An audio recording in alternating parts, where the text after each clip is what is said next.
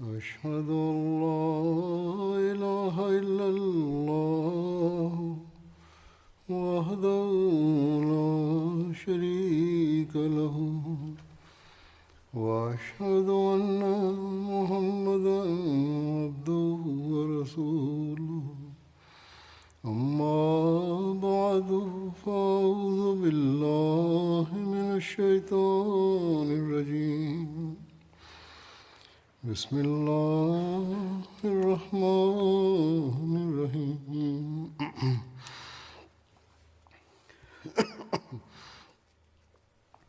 الحمد لله رب العالمين الرحمن الرحيم مالك يوم الدين إياك نعبد وإياك نستعين اهدنا الصراط المستقيم صراط الذين أنعمت عليهم غير المغضوب عليهم ولا الضالين. Hazrat Amirul Mominin Mwenyezi Mungu amsaidie sana anasema, nilikuwa naeleza kuhusu Hazrat Abubakar Siddiq radhiyallahu ta'ala anhu, na nilikuwa nimeeleza machache juu ya sera yake. Kuhusiana na hilo kuna riwaya mbalimbali. Riwaya moja inasema ya kwamba yeye alikuwa mahiri wa elimu ya nasaba na pia alikuwa na shauku ya kutunga shairi. Imeandikwa ya kwamba Hazrat Abubakar Siddiq alikuwa akijua zaidi kuliko watu wote kuhusu nasaba ya watu wa Uarabuni.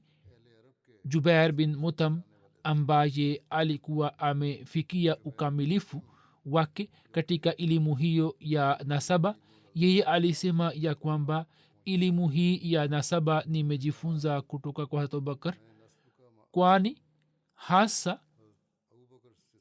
nasaba ya Quraish, kwa kuwa Hazrat Abubakar alikuwa akitokana na Quraish, hivyo alikuwa akijua kuhusu nasaba ya Quraish na alikuwa akielewa kuhusu mazuri yao na mabaya yao, lakini alikuwa haelezi kuhusu mabaya yao. Ndiyo maana yeye alikuwa akikubaliwa zaidi katika Quraish kuliko Had Aqil bin Abu Talib. Had Aqil baada ya Abubakar alikuwa akijua zaidi kuhusu nasaba ya Quraish na alikuwa akielewa zaidi kuhusu mazuri na mabaya ya mababu zao na Quraish, lakini Had Aqil alikuwa hapendwi na Quraish, kwani yeye alikuwa akieleza mabaya yao vile vile. Had Aqil katika msikiti wa unabii ili aweze kujifunza elimu hiyo na aweze kupata elimu ya matukio haya, alikuwa akiketi kwa Hazrat Abubakar radhiyallahu anhu.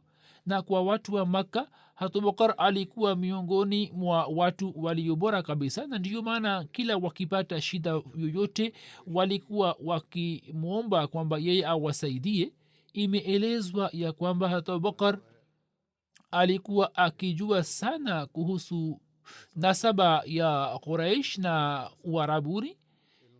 Hivyo washairi wa Quraish walipotunga shairi zidi ya Mtume sallallahu alaihi wasallam, Hasan bin Sabit akakabidhiwa huduma hii kwamba yeye awajibu washairi hawa.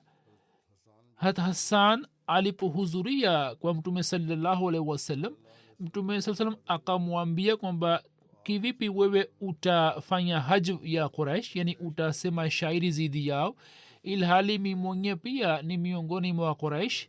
Hapo hata sana akasema kwamba ya Rasulullah, mimi nitakutoa kutoka kwao kama vile nywele inatolewa kutoka unga au kutoka siagi.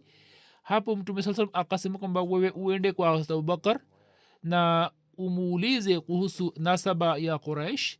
hat hassan alikuwa akisema kwamba kisha mimi kabla sijaandika shairi nilikuwa nahudhuria kwa hat abubakar raziallahu anhu na yeye alikuwa akiniongoza kuhusu wanaume na wanawake wa quraish hivyo shairi za hat hassan zilipokuwa zikifika makka watu wa makka walikuwa wakisema kwamba nyuma ya shairi yake kuna mwongozo na ushauri wa hat abubakar.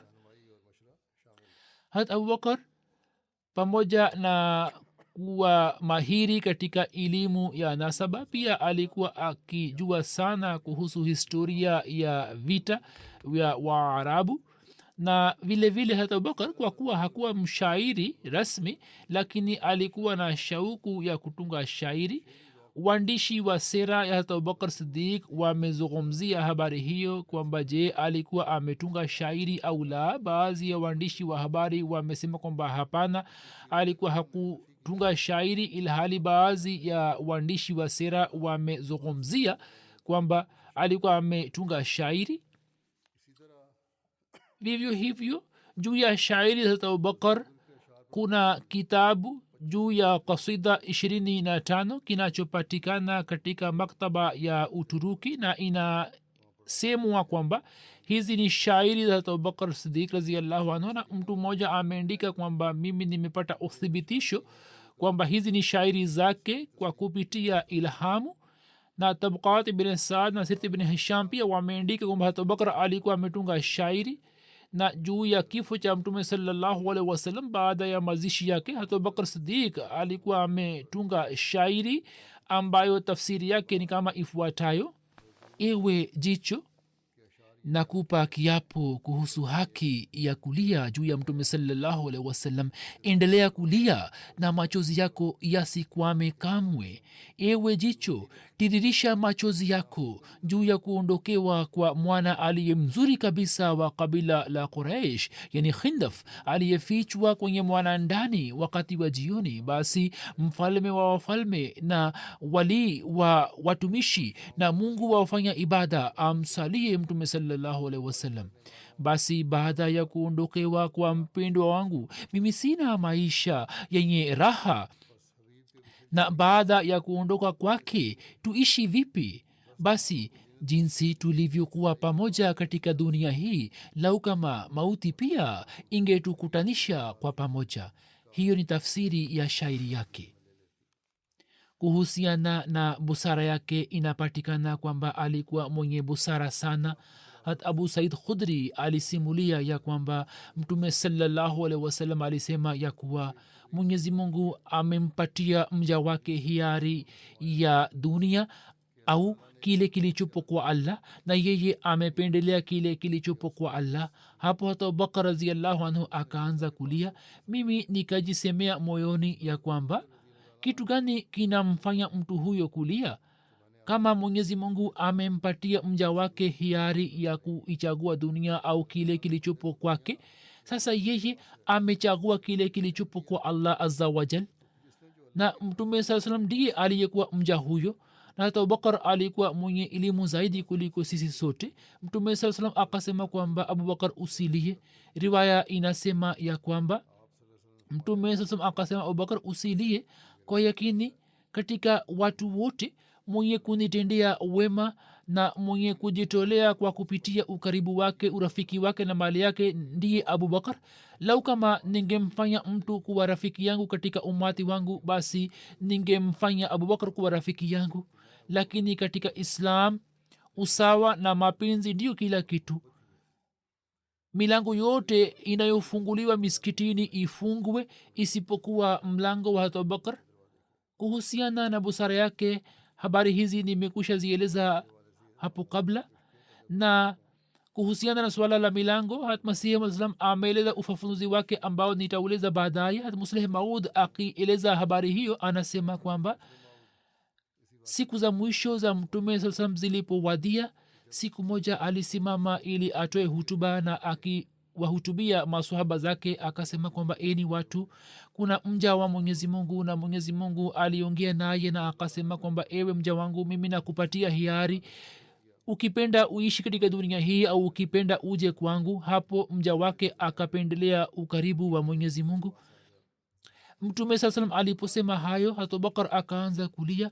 hat umar anasema kwamba humo kuhusu hat umar jambo linazungumzwa. hat umar anasema kwamba kwa kuona kwamba ye analia mimi nikashikwa na hasira kali nikisema kwamba mtume anaeleza tukio la mtu fulani ambaye mwenyezi mungu akampatia hiari kwamba akipenda aishi katika dunia hii au akipenda aende kwa allah, yeye akapendelea ukaribu na upendo wa allah. kwa nini mzee huyu analia? lakini abubakar akaendelea kulia mpaka akapata kwikwi. hapo mtume sallallahu alaihi wasallam akasema kwamba mtume sallallahu alaihi wasallam alisema kwamba mimi nampenda sana hata abubakar. lau kama ningeruhusiwa kumfanya mtu kuwa rafiki yangu min ghairi ya allah basi ningemfanya abubakar kuwa rafiki yangu. hata umar anasema kwamba mtume sallallahu alaihi wasallam baada ya siku chache alipofariki dunia, hapo tukaelewa kwamba abubakar alikuwa analia kweli kweli na hasira yetu ilikuwa ni alama ya upumbavu. hata masihi maud alaihi wassalam anasema ya kwamba hata abubakar aliyejaaliwa ufahamu wa qurani tukufu, ambapo mtume sallallahu alaihi wasallam aliposoma aya isimayo alyauma akmaltu lakum dinakum wa atmamtu alaikum ni'mati, hata abubakar akaanza kulia. mtu fulani akasema kwamba mzee huyu kwa nini analia? ye akasema kwamba mimi kutoka aya hii nahisi harufu ya kifo cha mtume sallallahu alaihi wa alihi wasallam. manabii alahissalam, masihi maud anasema ya kwamba manabii alahissalam wanakuwa kama mahakimu. kama vile mtumishi anapomaliza shughuli zake anaondoka kutoka huko, vivyo hivyo manabii alahissalam wanapokuja katika dunia hii kwa ajili ya kazi fulani na wanapomaliza basi wanaondoka kutoka dunia hii. basi alyauma akmaltu lakum dinakum, sauti ya aya hiyo ilipofika, hata abubakar akaelewa kwamba hiyo ni sauti ya mwisho ambayo inatuambia wazi ya kwamba ufahamu wa abubakar ulikuwa umezidi mno. na hadisi inayosema ya kwamba madirisha yote ya miskitini yafungwe, humo masihi maud ameeleza ufafanuzi wake kwamba maana yake ni nini. alisema kwamba hadisi inasema ya kuwa madirisha yote yanayofunguliwa miskitini yafungwe isipokuwa dirisha la abubakar litakuwa wazi. humo kuna siri, kwa kuwa msikiti unakuwa dhihirisho la kuonyesha siri za mwenyezi mungu, hivyo mlango kama huo hautafungwa na siri na mambo yenye hikma ya mwenyezi mungu yatakuwa wazi juu ya hata abubakar sidik raziallahu taala anhu na yataendelea kufunguka vile vile baadaye. almasihi maud alah salam anasema kwamba manabii alaihimussalam wanatumia istiarat na majaz. mtu anayesema kama vile shekh wa kidunia ya kwamba mambo ya kizwahiri ndiyo kila kitu, yeye anakosea sana.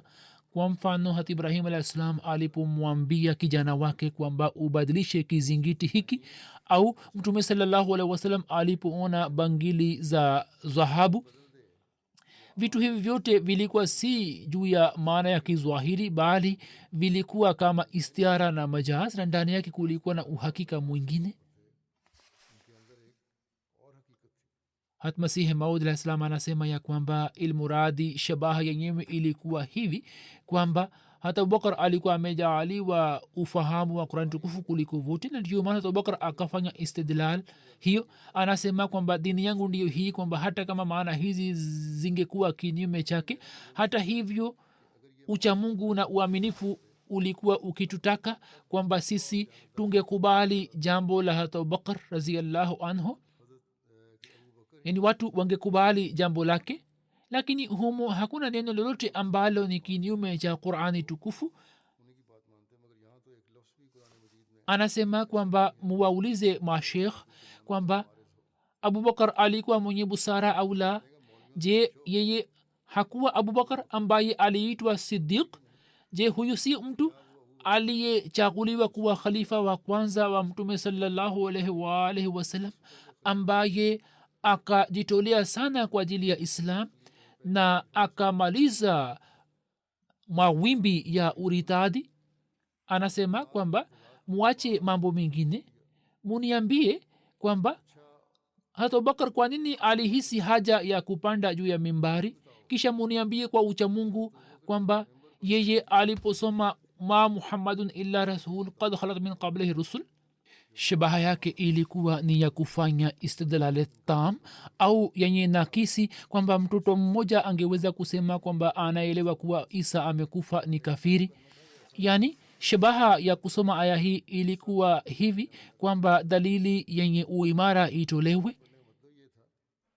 kisha katika sehemu nyingine akieleza ufafanuzi wake hatmasihi maud alah salam anasema ya kwamba aya isemayo alyauma akmaltu lakum dinakum ina vipengele viwili.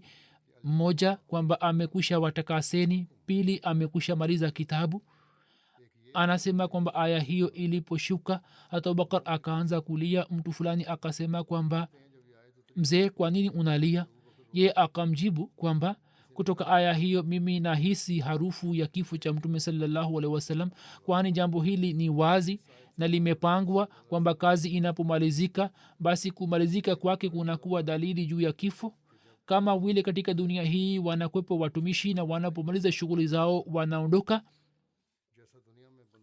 mtume sallallahu alaihi wasallam aliposikiliza kisa hicho cha abubakar alisema kwamba abubakar ndiye mwenye uelewa zaidi kuliko wote, na alisema kwamba katika dunia hii kama ningemfanya mtu kuwa rafiki yangu basi ningemfanya abubakar kuwa rafiki yangu. na kisha alisema kwamba darisha la abubakar litakuwa wazi kwenye misikiti na mengine yote muyafunge. aliulizwa kwamba maana yake ni nini kwamba ningemfanya kuwa rafiki na darisha litakuwa wazi. alisema kwamba kumbukeni ya kwamba msikiti ni nyumba ya mwenyezi mungu ambayo ni chemchem ya haki na maarifa zote. hivyo alisema kwamba darisha la abubakar limo ndani, hivyo liwe wazi. sio maana kwamba maswaba wengine walikuwa wamekosa busara. walikuwa maswaba wengi wenye busara na wakubwa, lakini hata abubakar alikuwa amewazidi wote, na hiyo ilikuwa busara yake ya kizwati ambayo ilionyesha mfano wake mwanzoni na mwishoni, kana kwamba dhati ya abubakar ilikuwa majmuatul farasatain. kisha masihi maud alayhi wassalam anasema ya kwamba hata abubakar sidik raziallahu taala anhu alikuwa mwenye uzoefu na mwenye busara.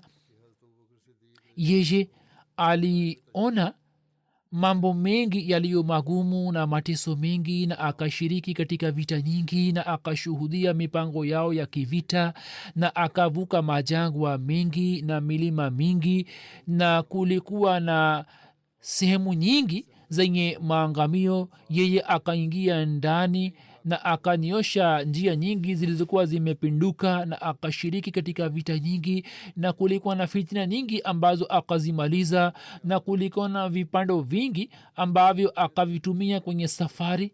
yani alisafiri sana mpaka vipando vilikuwa vikichoka, na akakanyaga hatua nyingi mpaka akawa mtu mwenye uzoefu na mwenye busara. alikuwa mwenye kufanya subra juu ya maswaib.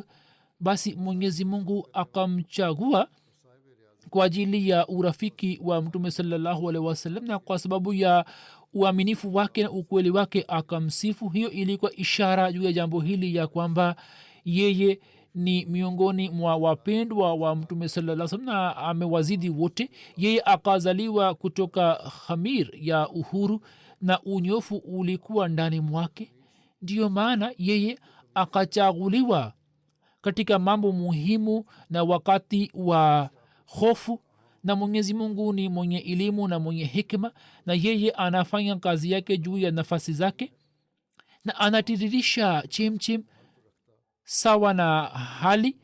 hivyo akamchagua ibni abi qahafa na akamfanya hisani makhsus, na akamfanya kuwa mtu mwenye vivutio vingi. na mwenyezi mungu alisema na yeye ni mkweli kuliko wakweli wote.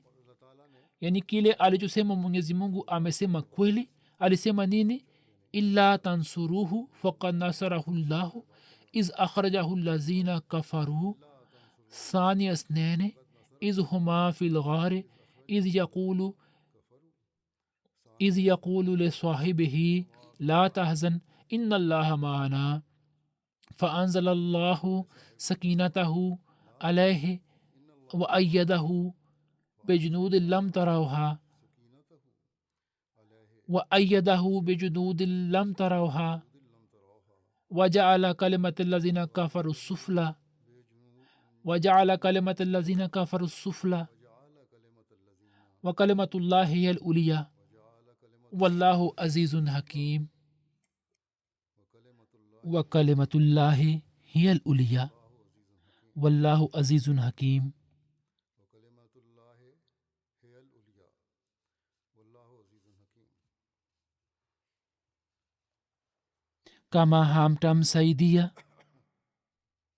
kama hamtamsaidia basi allah amekwisha msaidia walipomtoa wale waliokufuru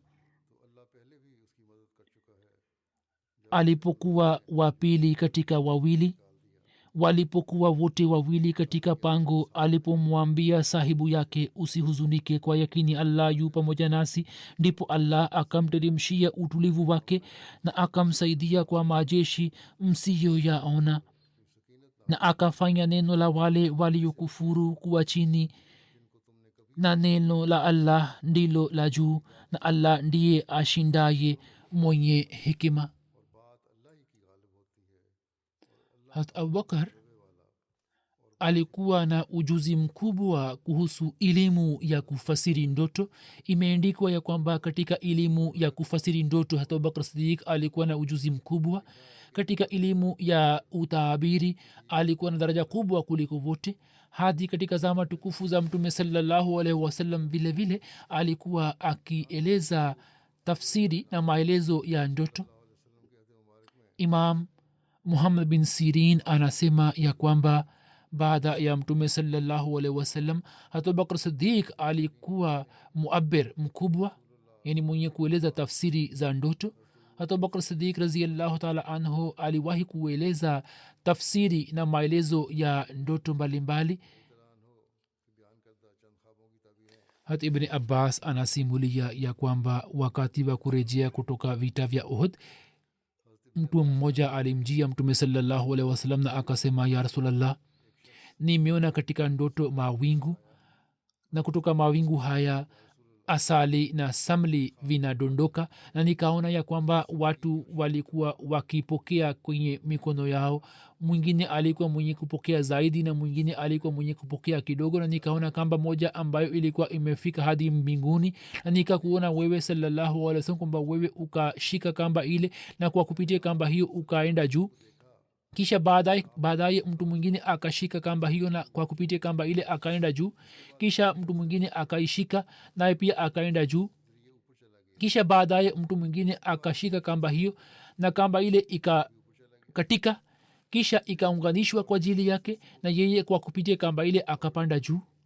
Hata Abubakar radhiyallahu ta'ala anhu akamwomba mtume sallallahu alaihi wasallam akisema, ya rasulullah sallallahu alaihi wasallam, niruhusu nieleze utabiri wake, nipate ruhusa ili ni fasiri. Mtume akasema kwamba haya, utoe maelezo yake. Hata Abubakar akasema kwamba mawingu yenye kutuletea kivuli ni islam, na asali na samli ambavyo vilikuwa vikidondoka ni Qurani tukufu, na utamu wake na jinsi watu wanavyopokea asali na samli maana yake ni wenye kujifunza Qurani tukufu, yani wenye kujifunza elimu ya Qurani tukufu kidogo au zaidi, na kamba ile ambayo ilikuwa imefika hadi mbinguni ndiyo haki na wewe ni juu yake.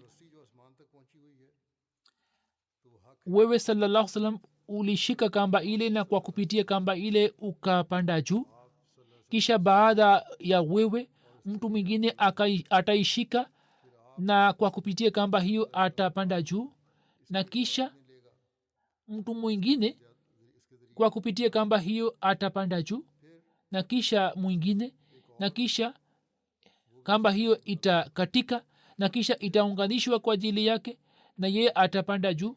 Mtume saa salam akasema kwamba kiasi fulani umesema sahihi na kiasi fulani umekosea.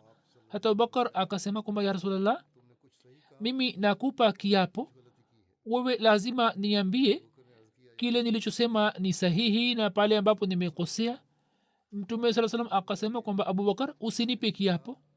yani alikuwa hataki kwamba utabiri ulio sahihi awaambie watu kwa uwazi wakati ule. hivyo akasema kwamba usinipe kiapo, inatosha kile ulichosema, inatosha hiyo. imesimuliwa na ibn shihab ya kwamba mtume salallahu alaihi wasallam aliona ndoto moja na akieleza ndoto yake mbele ya abubakar, mtume salaa salam alisema kwamba nimeona katika ndoto ya kuwa kama vile mimi na wewe tuwe tumepanda juu ya ngazi na mimi nimekuzidi hatua 2.5 kuliko wewe. ye akasema kwamba ni kheri ya rasulllah, mwenyezi mungu atakubakisha hadi wakati ule kwamba uone kwa macho yako kile ambacho kikufurahishe na kiburudishe macho yako. yeye alirudia maneno hayo mara 3 na mara ya 3 alisema kwamba ewe abubakar, mimi niliona ndoto kwamba kama vile mimi na wewe tuwe tumepanda juu ya ngazi na mimi nimekuzidi ngazi 2.5 kuliko wewe, yani hatua 2.5. ye akasema kwamba ewe mtume wa Allah sallallahu alaihi wasallam, mwenyezi mungu atakunyanyua kwenye rehema na maghfira yake na mimi nitabaki hai baada ya wewe kwa miaka 2.5. abubakar alieleza ufafanuzi huo na hivyo ndivyo itokavyo.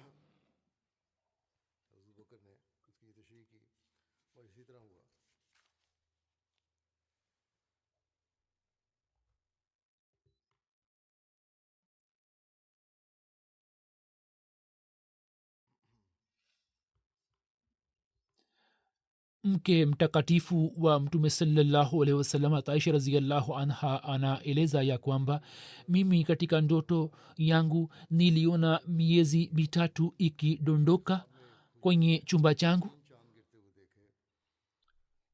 mimi nikaeleza ndoto hiyo mbele ya baba yangu hata abubakar sidik raziallahu anhu, na mtume salallahu alaihi wasallam alipofariki dunia na mazishi yake yakafanywa kwenye chumba cha aisha raziallahu anha. hapo abubakar akamwambia kwamba huo ulikuwa mwezi mmoja katika miezi 3 na huo ni mwezi mzuri na bora katika miezi yote. hat abdurahman bin abi laila raziallahu anhu anasimulia ya kwamba mtume salallahu alaihi wasallam alisema, mimi niliona ya kuwa kundi la mbuzi weusi wananifuata na nyuma yao kuna kundi la mbuzi wenye rangi ya kijivu. hapo abubakar akasema kwamba ya rasulllah sallallahu alaihi wasallam, waarabu hawa watakufuata, watakutii na kisha waajemi watawafuata. mtume saa salam akasema kwamba hata malaika pia ameeleza tafsiri hiyo hiyo. hizi zilikuwa habari za ndoto zake na tafsiri zake. sasa kinachofuata ni kwamba nani alikuwa muislamu wa kwanza katika wanaume, na kuhusiana na hilo inasemwa kwamba hata abubakar ndiye alikuwa mtu wa kwanza. hata amar bin yasir alikuwa akisema kwamba mimi nilimwona mtume saa salam katika zama za mwanzo ambapo pamoja na mtume saa salam kulikuwa na watumwa 5 na wanawake 2. hata abubakar raziallahu anhum. hatmiza bashir ahmad saheb kwenye kitabu chake kiitwacho sirat khatam nabiyin ameandika maelezo ya kutosha. anaandika ya kwamba ni nani aliyetangulia kumsilimu mtume salallahu alaihi waalihi wasallam. hivyo anaandika ya kwamba mtume salallahu alaihi waalihi wasallam alipoanza kufanya mahubiri ya dini yake, mtu wa kwanza aliyemwamini alikuwa khadija raziallahu anha, ambaye hakusita hata kwa sekunde. baada ya khadija katika wanaume kumwamini mtume saa salam wana historia wamehitilafiana juu yake. Baadhi yao wanataja jina la hat abubakar abdullah bin abi qahafa, wengine wanasema alikuwa hat ali ambaye umri wake ulikuwa ni miaka 10 tu, na wengine wanasema kwamba alikuwa hat zaid bin harisa ambaye alikuwa mtumwa aliyeachwa huru na mtume saa salam. Lakini mbele yetu ubishi huo ni bure. hat ali na zaid bin harisa walikuwa watu wa familia ya mtume saa salam, na walikuwa kama ni watoto wake, walikuwa wakiishi pamoja naye. mtume aliposema basi wao wakaamini, yani kile alichosema mtume saa salam wao walikuwa na imani na yakini juu yake. hivyo kusema kwamba wao wakaamini hilo si jambo, kwani umri wao ulikuwa mdogo na wao walikuwa watu wa familia, bali kutoka kwa kulikuwa hakuna haja kwamba wakiri. hivyo kuwaingiza katika orodha hii ni kitu kisicho na faida.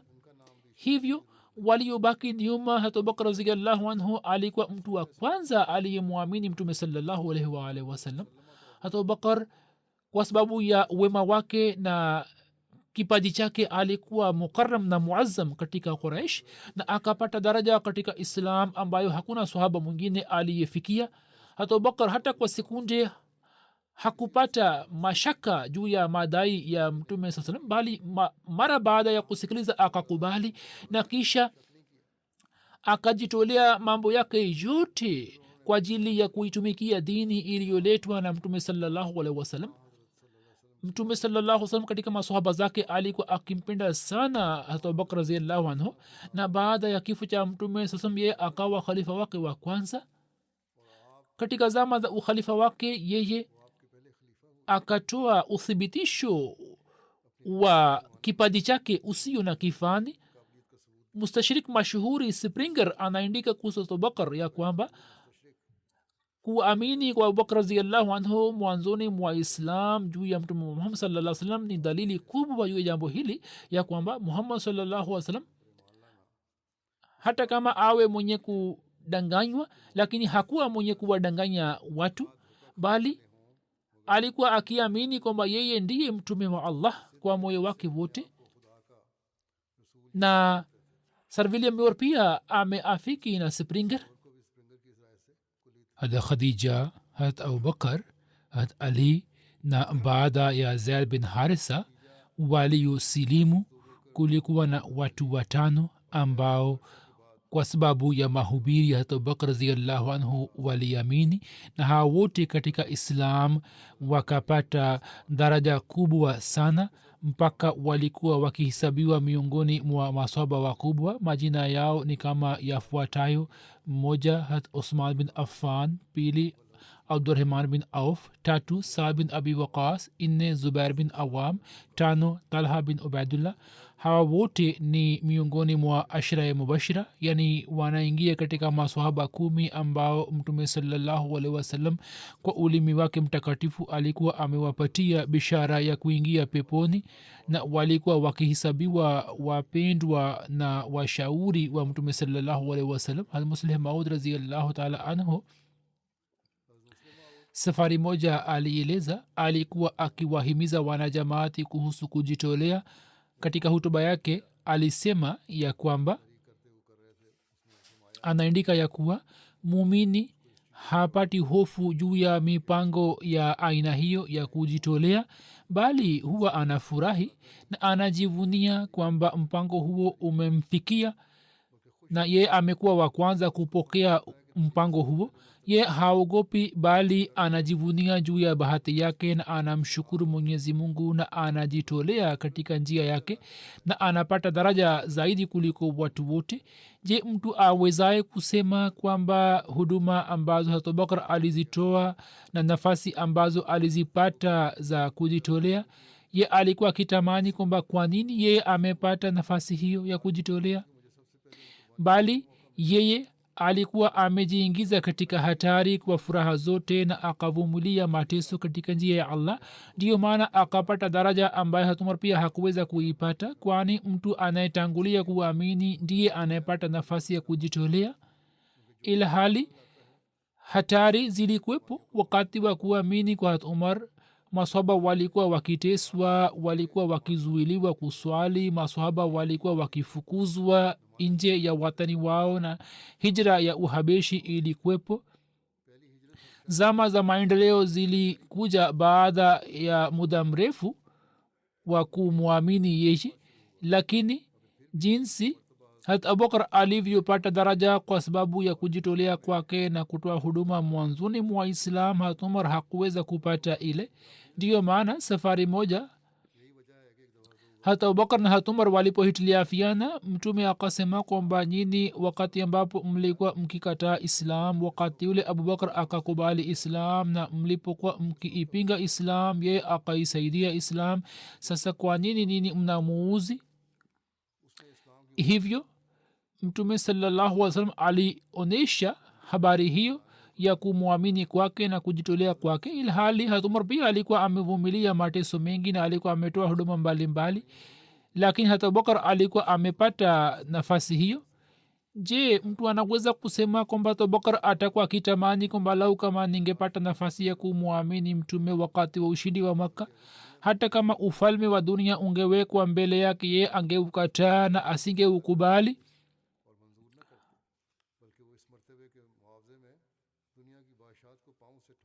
basi hayo yalikuwa malipo ya kujitolea kwake, na mwenyezi mungu anatoa malipo yake hatua kwa hatua.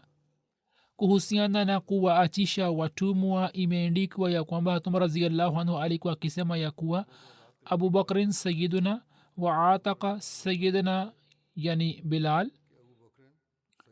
abubakar ni kiongozi wetu ambaye alimwachisha huru kiongozi wetu, na muradi wake ulikuwa hat bilal. hata abubakar sidik mwanzoni mwa islam kwa mali yake aliwaachisha huru watumwa 7 ambao walikuwa wakiteswa kwa sababu ya allah. majina yao ni kama yafuatayo: hat bilal raziallahu anhu, amr bin fuhaira raziallahu taala anhu, zanira raziallahu taala anha, nahdia raziallahu taala anha, na binti yake bani muammal, na mtumishi mmoja, na umme awes.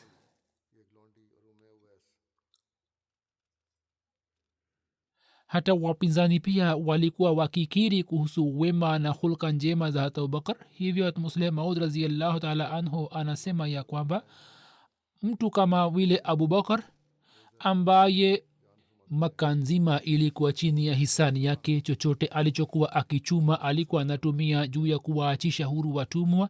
safari moja alikuwa akiondoka kuacha makka, tajiri moja akakutana naye njiani na akamuuliza, abubakar unakwenda wapi? ye akasema kwamba katika mji huu mimi nimekosa amani, hivyo naenda sehemu nyingine. tajiri akasema kwamba mtu mwema kama wewe akiondoka kutoka mji huo utaangamia, mimi nakupa uhifadhi, wewe usiache mji huo.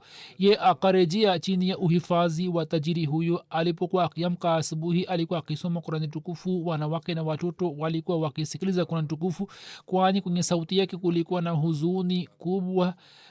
na kurani tukufu kwa kuwa ilikuwa katika lugha ya kiarabu, hivi kila mwanamke na mwanamume na mtoto walikuwa wakielewa maana zake na walikuwa wakipata athari zake. habari hiyo iliposhamiri katika Makka, kelele zikatokea kwenye Makka kwamba hapo watu wote watakosa dini yao. watu wakaenda kwa tajiri huyo na wakasema kwamba kwa nini umempatia uhifadhi? tajiri akaja kumwambia kwamba wewe usisome Qur'an tukufu, watu wa Makka wanakasirika. Abubakar akasema basi wewe uchukue uhifadhi wako, mimi siwezi kujizuia. hapo tajiri huyo akachukua uhifadhi wake kutoka kwake. huo ni uthibitisho wa uchamungu na utakaso wake, ya kwamba watu hawa walikuwa wapinzani wakali wa mtume sallallahu alaihi wasallam, pia walikuwa wakimtukana, lakini walikuwa wakikiri kuhusu utakaso na wema wa Abubakar, mpaka tajiri huyo akasema kwamba kwa sababu ya kuondoka kwako mji huo utaangamia. kuhusiana na swala la kuswalisha swala, inapatikana ya kwamba baada ya mtume sallallahu alaihi wasallam watu wachache waliopata bahati ya kuwaswalisha waumini, mmoja wao ni Abubakar. na Abubakar alipata bahati moja iliyo makhsus ya kwamba katika siku za mwisho za mtume salallahu alaihi wasallam alipata nafasi ya kuwaswalisha waumini. kuhusiana na hilo kuna riwaya mbalimbali. hat aisha alieleza ya kwamba mtume salallahu alaihi wasallam alisema watu ambao abubakar awe ndani mwao si vizuri kwa ajili yao kwamba mtu mwingine awaswalishe isipokuwa abubakar. aswad anasema ya kwamba sisi tulikuwa kwa hat aisha raziallahu taala anha na tulizungumzia azma na daraja ya swala. hat aisha raziallahu anha alisema ya kwamba mtume salallahu alaihi wasallam alipopata maradhi yake ya mwisho ambamo alifariki dunia, muda wa swala ukawadia na azana ikatolewa. mtume salallahu alaihi wasallam akasema mwambieni abubakar kwamba awasalishe watu. akaambiwa kwamba abubakar ni raqiqul qalb, yani mwenye moyo laini, akisimama juu ya nafasi yako hataweza kuwaswalisha watu. mtume salallahu alaihi wasallam akasema tena na kisha akaambiwa kwamba yeye ni raqiqul qalb, yani mwenye moyo laini. mtume akasema mara ya tatu na akasema kwamba nyini ni kina mama kama walivyokuwa kina mama wa yusuf. mwamini abubakar kwamba awasalishe watu. ndipo abubakar akajitokeza ili awasalishe watu. mtume saa salam akahisi unafuu kwenye afya yake na akatoka nje na watu wawili walikuwa wakimsaidia.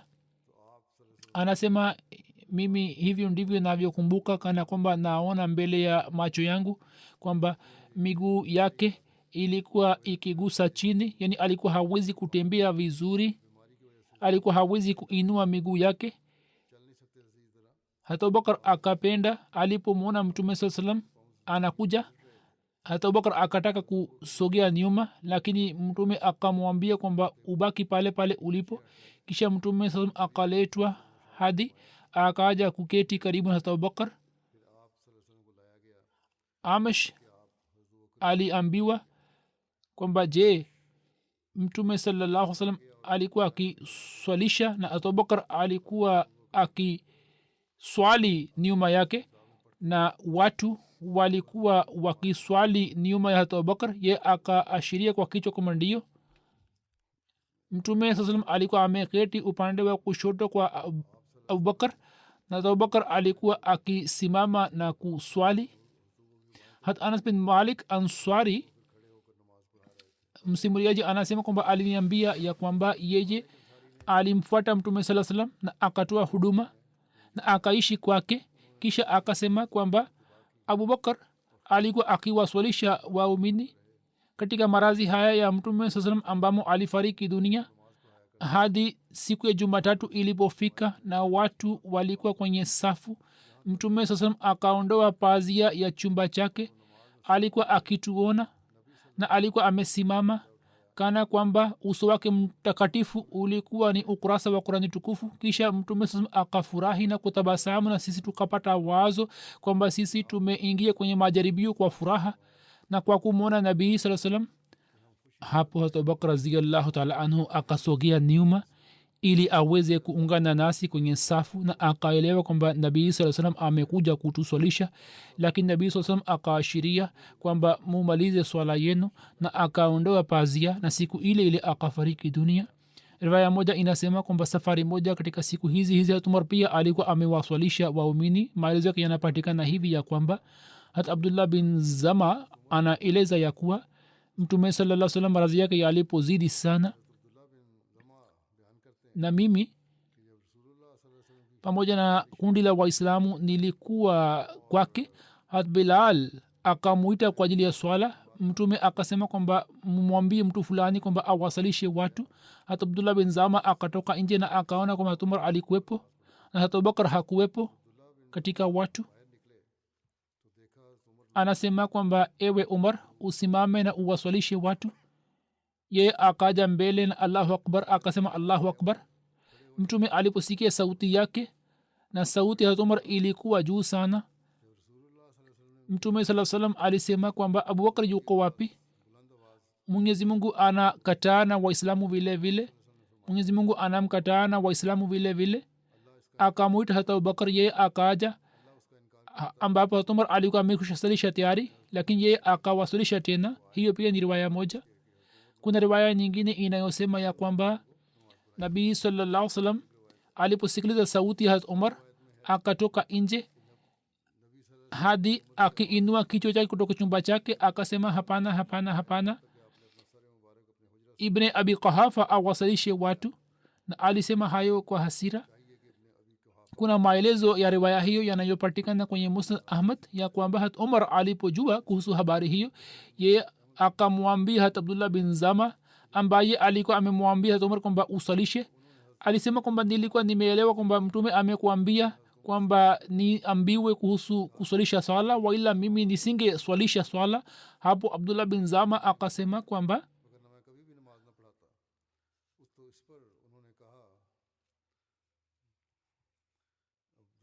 abdullah bin zama akasema ya kwamba hapana nilipoona kwamba abubakar hayupo nilifikiri kwamba baada ya abubakar wewe ndiye mwenye haki ya kuswalisha hivyo nilikuomba kwamba uswalishe swala sikuambiwa moja kwa moja kwamba nikuambie hiyo ni riwaya ya musnad kuhusiana na swala la kuwapenda watoto wake mwandishi mmoja ameandika ya kwamba hata abubakar alikuwa akiwapenda sana watoto wake kwa kauli na kwa amali zake alikuwa akionyesha jambo hilo kijana wake mkubwa abdurahman alikuwa akiishi katika nyumba tofauti lakini matumizi yake yote yalikuwa juu ya hata abubakar raziallahu anhu binti mkubwa hata abubakar hata asma alipoolewa na zubair bin awam mwanzoni walikuwa na hali duni na hawakuwa na uwezo wa kumweka mtumishi katika nyumba yao hiyo hata asma alikuwa akilazimika kufanya kazi kubwa alikuwa anatayarisha unga na kupika chakula na alikuwa anachota maji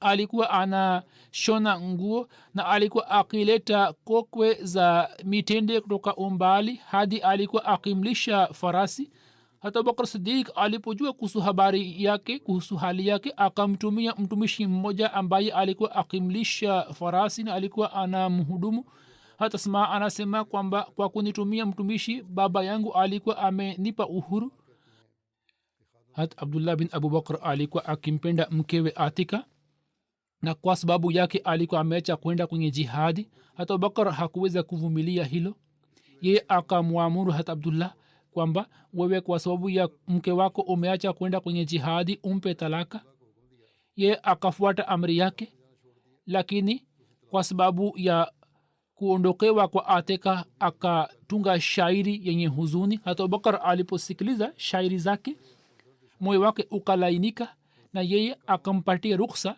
hata abdullah kurejea kwa mkewe hata baraa alieleza ya kwamba mimi pamoja hata abubakar niliingia katika nyumba yake nikaona kwamba binti yake hata aisha amelala alikuwa amepata homa nikaona kwamba yeye yani hata abubakar akabusu juu ya shavu la hata aisha raziallahu anha na akamjulia hali akisema kwamba ewe binti yangu una hali gani zura amesema habari hizi bado zinaendelea nitazieleza katika siku za usoni